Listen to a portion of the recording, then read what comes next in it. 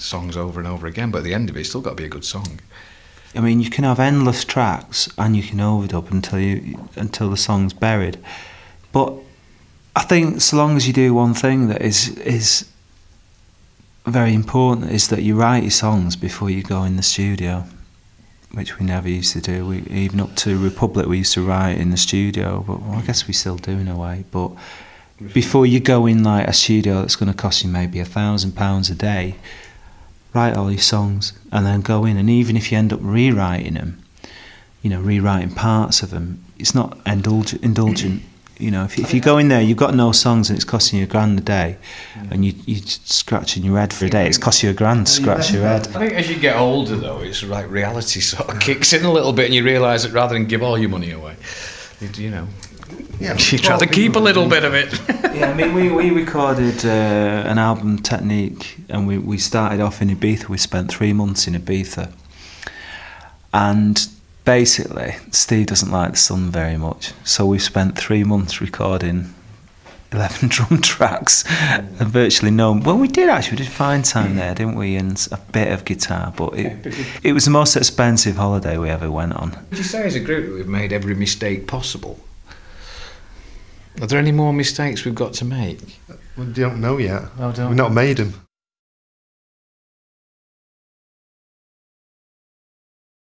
Funnily enough, I still find myself listening to a lot of old stuff that I've listened to at the start, like Iggy Pop, Lou Reed and stuff. I mean, obviously you go through phases. Like, I'll go through phases of going, right, I'm going to go out and buy the top 10 records.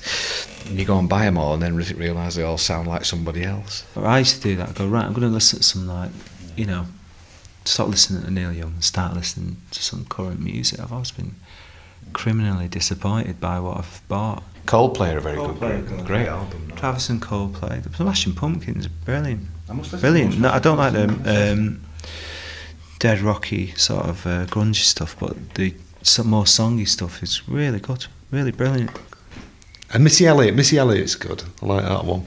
Yeah, hip hop. And it's Portishead. Yeah, I wish I could find which one was Portishead in my car, because I'd take it out and put something else in. I mean, I play a lot of stuff in my car. I listen to a lot of music in my car, but there's always one CD of Neil Young's in my car. It's just classic, isn't it? It's just classic. And I know like Bobby Gillespie and Billy Corgan. They're like banging to Neil Young because it's classic, and it's not that it's current or trendy or was happening even when they were students. It's just that it's good.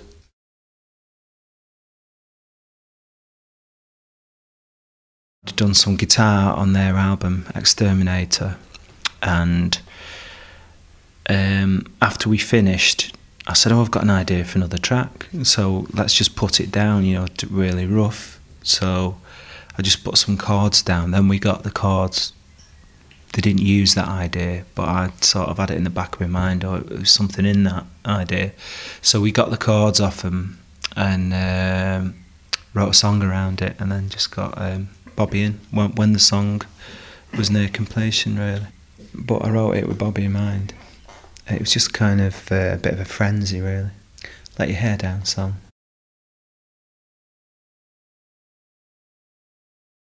I was working on the vocals here late at night. I just thought that I could just hear Billy singing on it, and I really like his voice, and like Smashing Pumpkins. I think they've got a great deal of sort of passion in the music.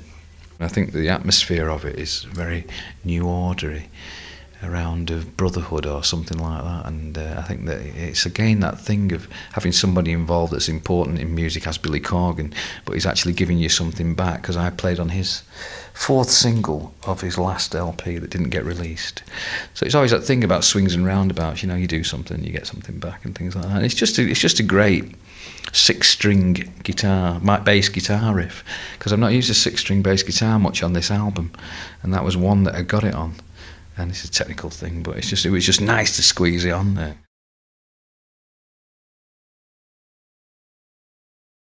Bobby round, Billy Corgan round working with us, even though, I suppose we view them as our contemporaries.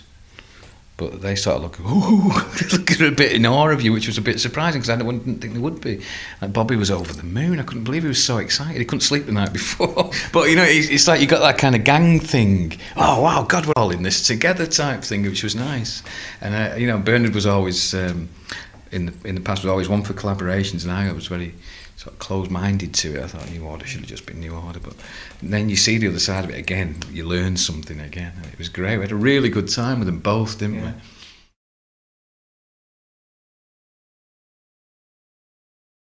Just seemed dead obvious, really up front, really different sounding, but dead powerful. First one you finished, you know, it was like I had all those connotations to it. It's guitar driven. I really like the vocal. It's just one of those things. It's just great. We just thought straight away that's the one, and it's never really changed.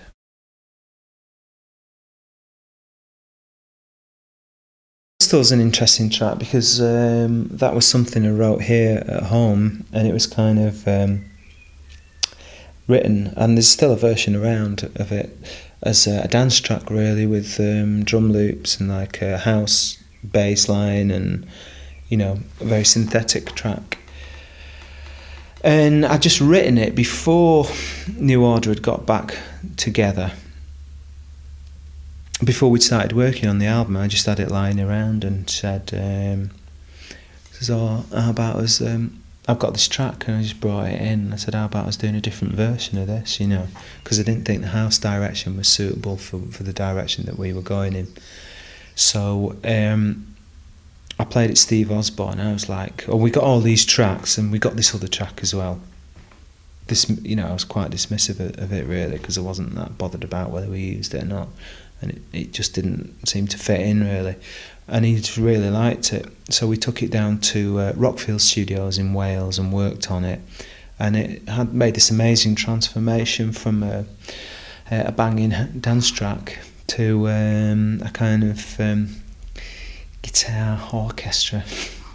It's a really kind of spiky, hard edge sound. That gave us our direction really on the rest of the album, because that was the first track we worked on, and we got it in the bag and put it in the pocket, and we thought, right, that's very interesting, that's really interesting, that kind of style does set the shape of the album, and it was good.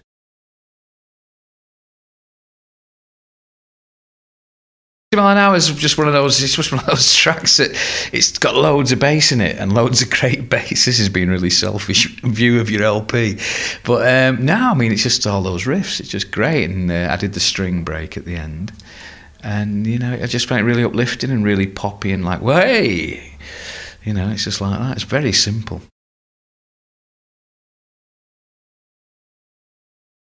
Normally, you know, you'd be saying 120 mile an hour or something, so Bernard just thought he'd get that ironic twist in.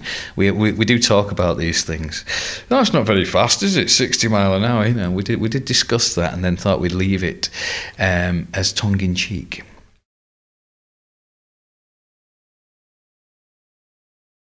Is one of them songs that came to me in a flash, because when I'm writing, I always have a guitar when I'm watching television. By the chair, and I'll just pick it up every half hour, hit something, put it down, pick it up, hit something. Then the telly got really boring, so I turned the sound off, picked it up, hit something.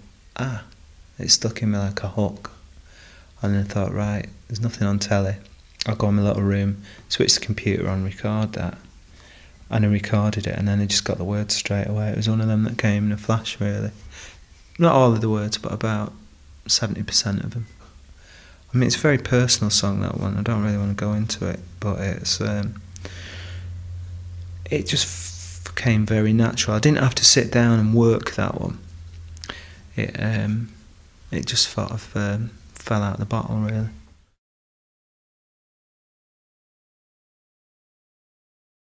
I like that one a lot. Let's pull yourself together and all that, which is a good motto for life, really. You know, people often say it to you. It's something at some point in your life, and it's a good piece of advice to heed.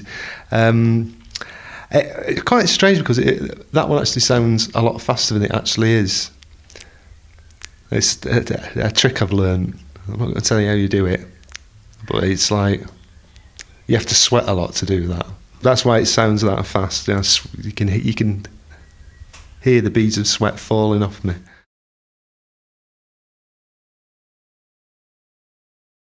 I suppose it has to be Vicious Streak, really, because I think it's very Joy Division-y, and I love the overtones of it, I love the darkness of it, and I think it's really melancholy, and it's one of the most melancholy songs that we've written for ages. It reminds me of a sort of atmosphere, insight type feel to it. So I suppose that goes down as my favourite one. I love that line, "You've got a vicious streak for someone so young." It's great.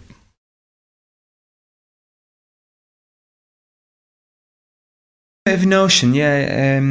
We like that because it was one that possibly sounds most like Joy Division to me.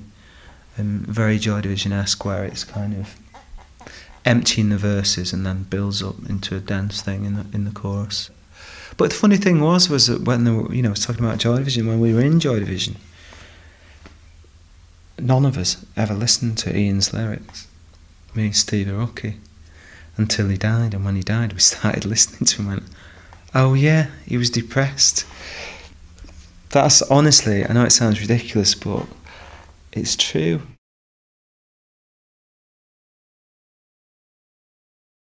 Very difficult thing writing lyrics, because if you write lyrics and you wait for the inspiration, you could wait a couple of weeks or a week to get one set, but I'm not in a position where I'm allowed to do that. If we finish the backing track over at Steve and Gillian's and we've got drums, guitar and bass, and then they're all waiting for me to do the lyrics, so as soon as that procedure is done, I've got to go, right lads, see you in a couple of days. I bring the track home here and I have to find inspiration. I have to find a subject to write my lyrics about. It's a question of having to do it, or else things don't move forward. So it's not a very nice process. I mean, I just wait till about 7 o'clock at night and I go in that little room over there and with a glass of port, a bit of alcohol always helps, and I just sit there till and go, right, you're not leaving this desk, you're not going out, you're not going to bed, you're not going anywhere until you've written the vocal. And I can do it in one night between 7 and say 2 o'clock, 3 o'clock in the morning. I can write a song. Could do it tonight if I wanted.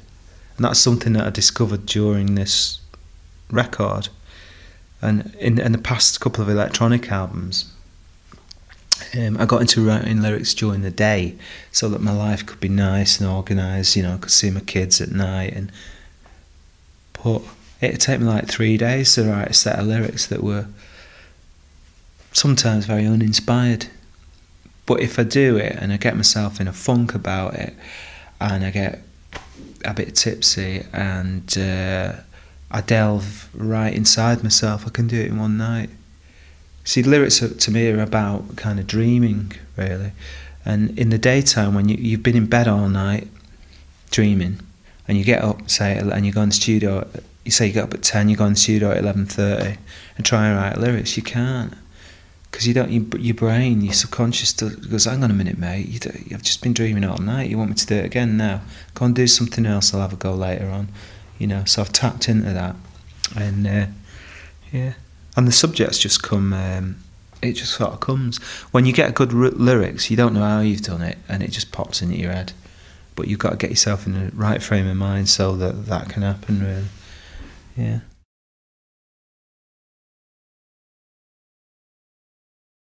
No, I just like lyrics that rhyme. They just sound right.